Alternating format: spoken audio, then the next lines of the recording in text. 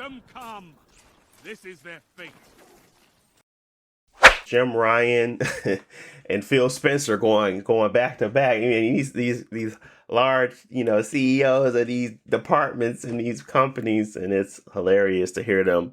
This was supposed to be a off the record conversation. But anyway, basically, if you don't know, Jim Ryan, head of Sony, and Phil Spencer, head of Xbox, they had a conversation in regards to Call of Duty, and Activision has bought it. Microsoft has bought Activision, or is in the process of buying Activision. And basically, Phil was like, "I ain't gonna hold you, G. 3 years. I give you 3 years before we take it off." And Jim got a little upset, even though he's making plenty of moves. Everybody loves Jim, right? Jim's making plenty of moves that are very non-customer friendly, but this one it just threw him over the board where he had to reply. And and basically what he said was Microsoft has only offered for Call of Duty to remain on PlayStation for 3 years after the current agreement between Activision and Sony ends. After almost 20 years of Call of Duty on PlayStation, their proposal was inadequate and on many levels and failed to take account the impact on our gamers. We want to guarantee PlayStation gamers continue to have the highest quality Call of Duty experience, and Microsoft's proposal undermines this principle. Man. So, Jim. Go ahead, Cap, for your boy. What you mean? Phil Spencer is making moves to just like them. They bought Bungie. They making moves to incorporate themselves to be they trying to get something that's worth half of what Sony has. And Sony got a lot of single player, but multiplayer is really where the money is. So it's a chess move. What you want me to say? Like 3 years, y'all got 3 years still. After that is GG's maybe.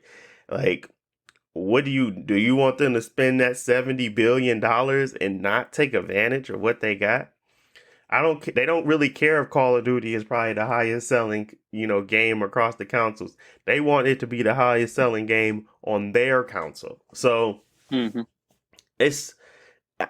Jim literally does everything in his power to create a barrier, or not. I don't know if it's Jim, but it's people making the rules. He's the head. So the people like the locking microtransactions to their system, you cannot move your accounts.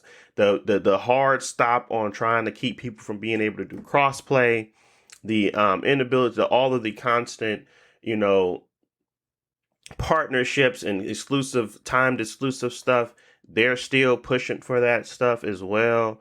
Like, literally, he does this stuff all the time. And now that he can't afford to play with big dogs like Call of Duty, because unfortunately Call of Duty is one of those games that whatever you may think, it's still one of the highest selling games every year. So they understand the power of Call of Duty. And that's why they bought it. So I don't really get his whole argument here.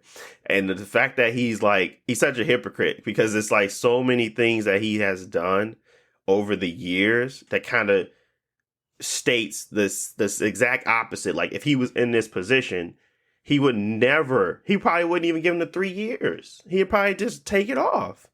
Like, that's why it's so funny to read this, because Jim is just a hypocrite. That's my opinion. What's your opinion on this? Like, it just seems, to me, it seems out of place.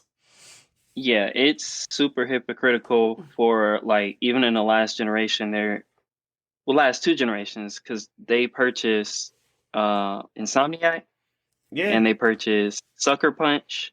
Both of them made third-party games, and right now, both of them arguably are like top 5 studios as far as like technology and like the things that they can produce. And like that was a fair buy for them. Like, they made good games, they would seem worth it. Sony swooped in, purchased them, and it's been paying off for them. And so there's nothing wrong when the competition does it. And their argument is like, what about our gamers, blah blah blah, and that is a fake argument because I feel like they don't even care about that. Because like, for example, Death Stranding, PlayStation exclusive originally, they paid for some of it because they lent them the engine. It came out on PC, and technically it's available on Game Pass, but it's not published by Sony. It's published by a different company because Kojima also got money from somebody else for the PC version. So, Yeah. but it's still not allowed to actually be on Xbox. Same thing with Final Fantasy. Final Fantasy 7 had like a year or two head start on PS4. 2 years later, it came out on Steam. Still not on Xbox, and they already announced the second version. A year head start on PlayStation. Who knows when it hits PC? And probably if Sony can stop it, it will never come out to Xbox. So it's like, why play these like gatekeeping games when you gonna pretend like you're a victim when realistically this is what they've been doing for the last 2 generations. They are extremely hypocritical, and they're a hypocrite. Like literally, like he just mad that he's losing a very big player in their eyes. Well, in everyone's eyes, Yeah, because because that is what it is. their exclusivity stuff with Call of Duty and Destiny like help get them the edge on like multiplayer games on Hmm. PlayStation, and like removing that is gonna be a blow. It's not to say that, because I mean games like Warzone benefit from being like completely cross-platform. Yep. Maybe they don't get Black Ops 6 whenever they come out, but like it's, I don't see. Well, one, the 3 year thing is kind of also like a bad argument because it's beyond the current contract. We don't know what the current contract is, because that could be like Modern Warfare 2 and the next 3 or 4 games that are already being made, because they make these games at the same time. Right. So it's like realistically, it could be to the end of the generation, and it's like, I know that's not like the ideal deal that he wants, but realistically, like Xbox could say like no Call of Duty at all, and they just have to deal with it. So Yeah. I think it's still pretty generous. No, it is. Like they they understand that it's a cash cow too. They don't want it to lose, but at the same time, like I just paid 70 bill for this. If you think I'm not gonna make people want to come to my console with the exclusive stuff that I just purchased, you're out of your mind. Obviously, they might be really reevaluating now that Starfield trailer came out and people weren't too hype about it. So it's really just it's just a chess move, man. Like, get with it or get lost. There's no real recourse to this. There's no real issue to Yeah, be go ahead, bring had. back Killzone. Yeah, you gotta It's bring your back Call of your Duty stuff. killer. Socon, So whatever you calm. want. Yeah, whatever you want to bring back, bring it back in the right way. And the fact that like they were still talking about like they haven't even done the things that they were promising, like Last of Us multiplayer. At least I know that's not like technically a first person shooter, but it's a shooter that people were enjoying on their console, and it can be exclusive, and they haven't even done anything to it. And y'all just bought Bungie. Try to the next game that comes out. I and I know Bungie said that they're not going to lock it. I just have to know that there's some gimmick there, man. It's just like I'm not paying 7 bill for y'all not to give me something exclusive. Like whatever it is, Yeah, they'll definitely have some sort of exclusivity. yeah, Um, something. but luckily Bungie got a good deal because they like still publishing themselves, so Yeah, they make the final decision. But yeah, it's some sort of deal or benefit that PlayStation is going to get advantage of. absolutely. Whatever it may be, we'll see it come to fruition at some point. But to pretend like they not benefiting from exclusives and for harboring games and being a gatekeeper is ridiculous. So whatever, Jim Ryan. It's just a whole whatever situation. But yeah, that was interesting. Uh, but I think the next thing that we wanted to discuss was, um, Cyberpunk.